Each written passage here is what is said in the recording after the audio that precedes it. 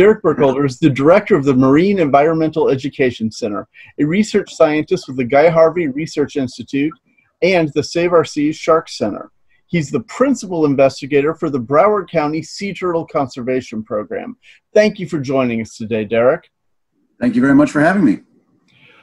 What is the biggest threat to sea turtles right now locally in Florida?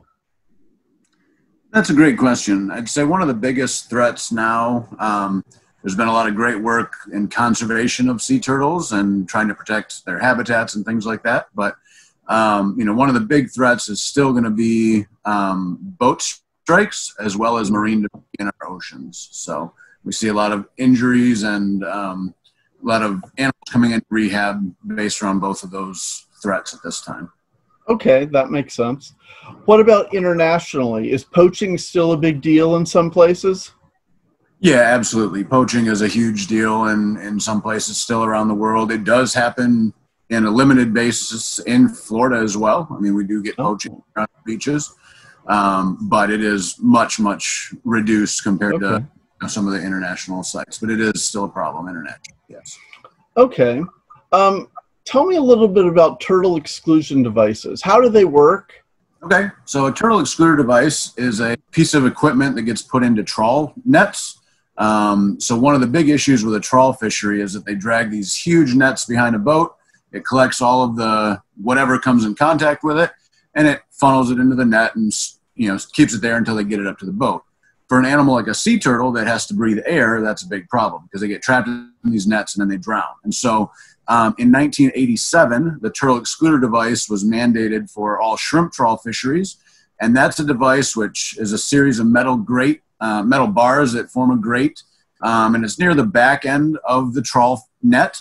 And so what happens is the turtle goes into the net, and once it hits those grates, it's directed up through a trap door out of the top or the bottom of the net, and it can swim freely away, but the bars are wide enough that the shrimp or whatever else they're trying to catch in that trawl net goes through and stays in the cod end or the back end of the net itself. Ah, okay. Okay, that makes sense. Yeah. So the next question I was going to ask, you kind of answered it. I was going to say, what sort of fishermen are required to use them and what sort of fishermen are not? It sounds like definitely shrimp trawls. Yeah, shrimp trawls are a big one. It is required there, like I said, since 1987.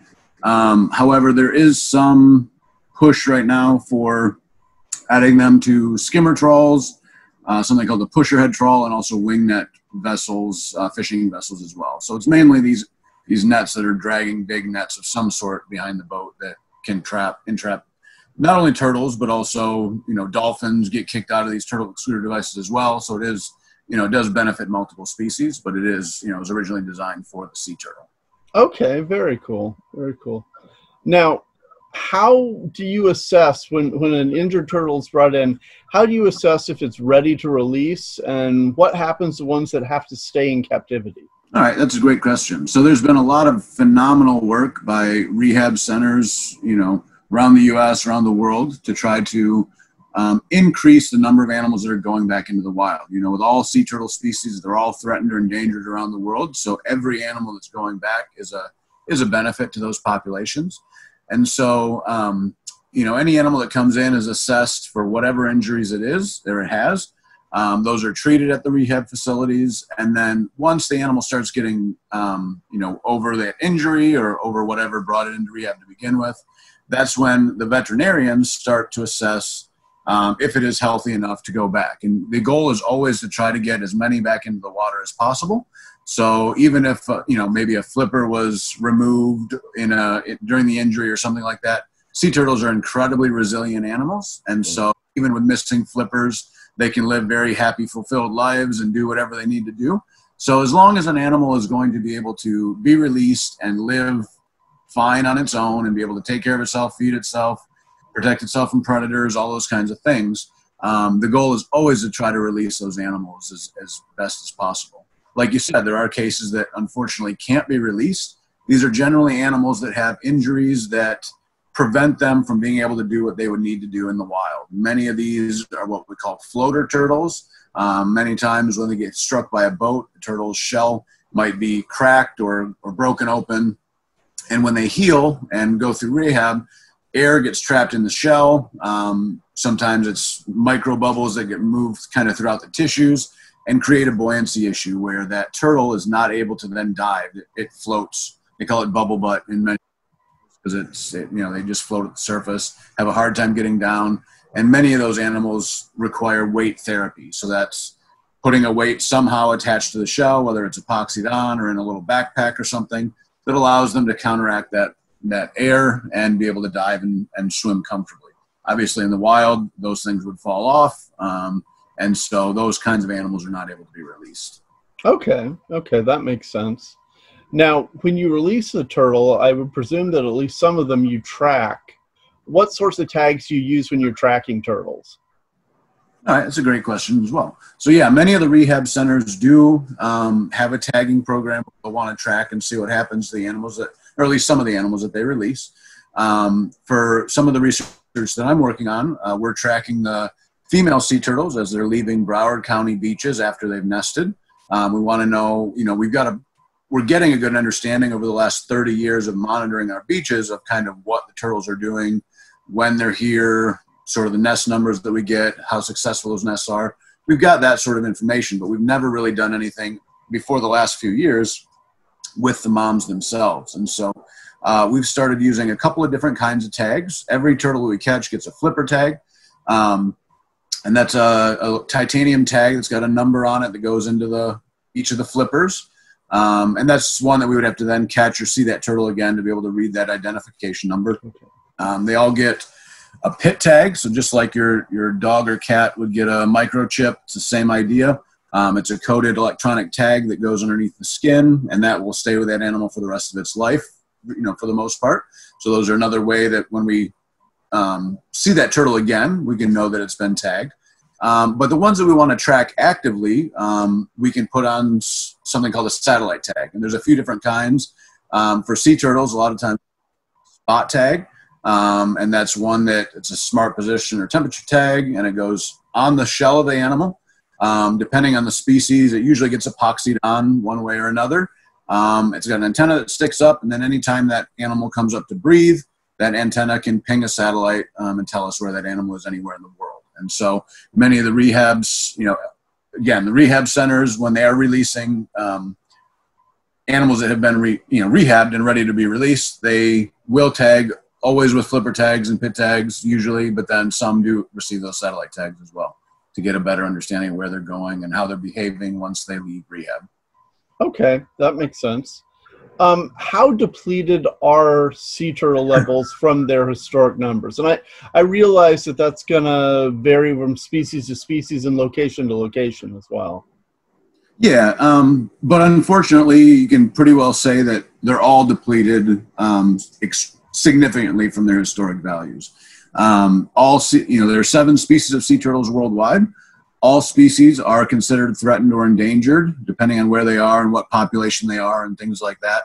But all of them are, on that list in one form or another. We are seeing, with a lot of the monitoring programs and tagging programs, we are starting to see a resurgence of some of our population numbers. We're seeing rises last year in Broward County and in many places around Florida. We saw the highest nesting for our program we've seen in the last 30 years, highest number of nests and highest number of green turtle nests in a year.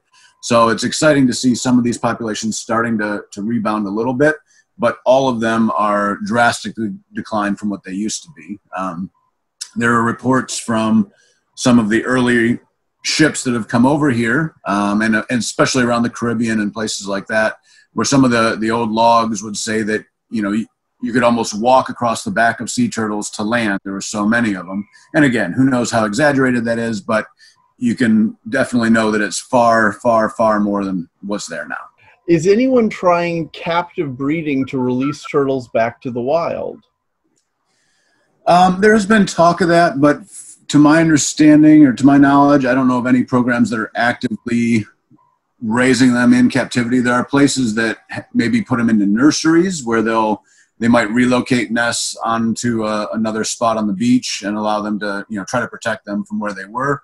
But actively breeding, hatching, raising from nothing, that's nothing that I know of. The Cayman Islands does have a turtle farm, but they're actually raising them for meat there. So they eat the turtles and have it as something on the island that you can go see and try green turtle meat or whatever it is. So, but as far as an active breeding and release program, not that I'm aware of. Okay. Okay. Is it true that you can look at the tracks on the beach without ever seeing the turtle and know what species is laid in that nest? Yep, absolutely. And that's mostly how, nesting beach programs are run. We go out early in the morning. We start half an hour before sunrise every day. And we go out because those early mornings, there's not a lot of people that have maybe walked over the crawl, so that we can have the best evidence possible from what that mom did the night before. But based on the crawl, the characteristics, the sizes, how they've crawled, how they've dug, by being trained and learning to understand what we're looking at, we can identify these crawls to species by their crawls alone. Okay, that's very cool. All right, I'm going to shift gears a little bit here. I know you also work with sharks. How important is it for someone who wants to have a career in marine biology to be flexible about the organisms that they're working with? That's a great question. And actually, I would suggest it's one of the best things you can do for yourself is to be open. Especially working with sharks and sea turtles, we get, I have a lot of people that come and say, I love sharks. I want to work with sharks. That's all I want to do. And, unfortunately for me, that's something that, I do love the passion, but it's something that kind of turns me away from bringing that person on as a student or something like that, because, I would much rather see somebody that's sort of question-based, that I'm interested in how, predator-prey interactions are impacting the environment. And that might be with sharks and sea turtles, or that might be with spiders and grasshoppers. That might be a better model to understand those questions. And so I think that's where being flexible is huge. And to be honest, when you're talking about some of these larger animals, they are very hard to work with. You don't have big sample sizes. And so you can learn a lot more sometimes with other model species that you can then try to take into the field and learn with some of these other things. But being open is a huge benefit to yourself. And, especially as you're going into a career, to leave yourself open and available to really tackle a question rather than a species, I think is a great way to look at it. Okay, that's cool. Tell us about the Marine Environmental Education Center and what you guys do there. All right. So the MEEC, or like you said, the Marine Environmental Education Center, is a partnership between Broward County Parks Department and Nova Southeastern University. Our doors have been open a little over 3 years. We opened in March of 2017. And we're an open to the public education facility. So we're actually based in a historic home right on Hollywood Beach in Florida. So it's also called the Carpenter House. It was the Carpenter family that owned it. The county was able to acquire the home, and we were able to partner and, like I said, turn it into this open to the public facility. So we've got a number of different exhibits, ranging everything from sea turtle biology to sharks to coral reefs, marine debris, and kind of everything else in between, to try to talk about what's going on in our environments. We do have Captain, the green sea turtle, is our resident turtle on site, who's taken over the family's old swimming pool, and that's her home now, which is fantastic. She's a great ambassador for sea turtles and for marine life in general. People love to see Captain. It's a great environment for, Captain is one of those non-releasable turtles. She was struck by a boat. She has floating issues, so we have weights on her back. And that allows us to, educate people about these animals and what they should be doing out in the wild with an animal that is now lucky enough to be there, so that she's not going to have troubles out in the wild herself. So, okay. Like I said, the center is open to the public normally 5 days a week, Tuesday through Saturday from 10 to 5. We do public education programs daily, usually focused around Captain and sort of doing a feeding program and talking about sea turtles. But then we also, one of our big pushes is offering education programs for school groups, and that's all ages. And, we've got a number of different programs, everything from lionfish dissections to sea turtle programs, having a mock, like a stranding situation where you're finding a turtle and you're trying to figure out what it is. It's sort of a vet lab setup. And so it's, all of our programs are very hands-on. They're tailored to the next generation science standards. So the field trips that are coming in, the schools are getting a benefit for their curriculum and what they need to teach as well. But yeah, we're here to educate and get people excited about our oceans. Very cool. Very cool. What is the most important thing you think the public can do right now here in Florida to protect sea turtles? So there's a few things in Florida that, we do see big struggles with. One that we talked about before is sort of marine debris. So talking to some of the local rehab centers, 100%, every single animal that's washback size, so that's ones that have been out for a couple of months maybe after leaving the beaches, every single animal that comes back in from that size up has plastic of some sort in its stomach. So, and that can be enough to kill the animals or not, but either way, they are being impacted by this plastic and debris that's out in the oceans. We see lots coming in with fish hooks, entanglements, all these different kinds of things. So, reduce, reuse, recycle, and refuse is a big one too. Take your water bottle and don't buy that plastic water to begin with. Take your metal bottle or whatever you're going to use that you use all the time and just refill it. That's always a huge one. If you do live near the beach or have a business on the beach, lighting is a big issue in Florida for sea turtles. So sea turtles are drawn to the brightest spot on the horizon when they're coming up. All of their nesting happens at night. Hatching as well happens at night. And so for an animal to come up, normally the moon and stars reflecting off the water is going to be the brightest horizon. So they come up on the beach, they look for that bright horizon. That's how they get back to the water. Unfortunately, a light, that bright white light or something on the side of your house or even your internal lights of your home, those bright lights can be much brighter than that, moon over the water, and those animals will then disorient and they'll be drawn, to your backyard or to your swimming pool or to the street or storm drains. And so it's a huge impact for not only the moms, but definitely the hatchlings as well. When they come up, they a lot of times expend a lot of that very, very limited energy resource they have that they should be using to get to the water and swim offshore to find the sargassum that they're going to live in. If they spend 6 or 8 hours, pulling themselves around the beach and not getting to the water, then that's something that's going to be a major detriment to those animals. So keep it low to the ground, a long wavelength. So that's an amber or red. LEDs are great. And, kind of keep them focused on the areas where they need to be, not have globe lights or up lights on trees that's just wasting light and putting it up into the atmosphere and making everything bright. So using the right sea turtle friendly lighting on the beaches is another big one that everybody can take part in. Okay, that makes a lot of sense. All right. All right, well, thank you very much for taking the time to record this with us.